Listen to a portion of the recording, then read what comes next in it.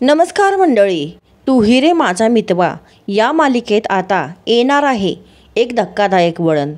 हो, राकेशच्या एंट्रीनं सगळंच उलटंपालटं होणार आहे आणि ईश्वरीवर येणार आहे भावनिक वादळ. राकेशची एंट्री झालेली असते. त्याला पाहून ईश्वरी खूप घाबरलेली असते आणि ती चक्कर येऊन खाली कोसळते. अर्णव धावतच तिच्याजवळ येतो. मिस इंदोर, उठ ना मिस इंदोर. पण ईश्वरीला शुद्ध येत नाही. त्याचवेळी अंजली घाबरून डॉक्टरांना बोलवते. थोड्याच वेळात अर्णव आणि अंजली दोघंही तिच्या खोलीत बसलेले असतात. इतक्यात राकेश तिथे येतो आणि म्हणतो, काय मदत करू का?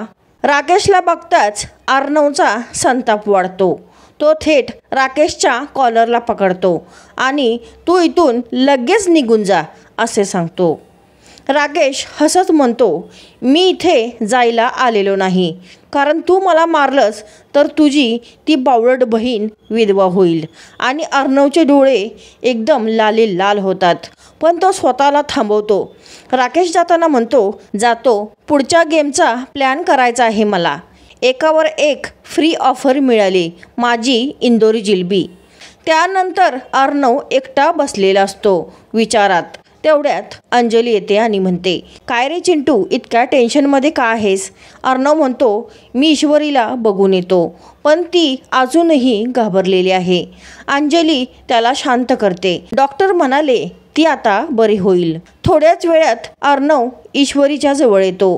तिचा हात हातात घेतो आणि ईश्वरीला म्हणतो, मी तुला काही होऊ देणार नाही मिस इंदोर, काहीच नाही. पण ईश्वरी भीतीने खूप घाबरलेली असते. मला खूप भीती वाटते अर्णव सर. अर्णव तिला आश्वासन देतो, मी त्याला तुझ्या जवळही येऊ देणार नाही मिस इंदोर. दुसरीकडे अर्णव मामांना म्हणतो, तुम्ही माझ्या बहिणीची काळजी घ्या, मी तुमच्या जावयाची काळजी घेतो. मामा विचारतो, पण अर्णव तू नक्की काय करणार आहेस?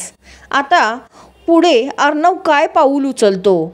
राकेशचा पुढचा गेम काय असणार? आणि ईश्वरीला अजून कोणता मोठा धक्का बसणार आहे? हे सगळं जाणून घेण्यासाठी पुढचा भाग चुकवू नका. आणि अशाच जबरदस्त अपडेटसाठी झक्कास रिव्ह्यू चॅनलला सबस्क्राईब करा आणि व्हिडिओला लाईक करायला विसरू नका. धन्यवाद.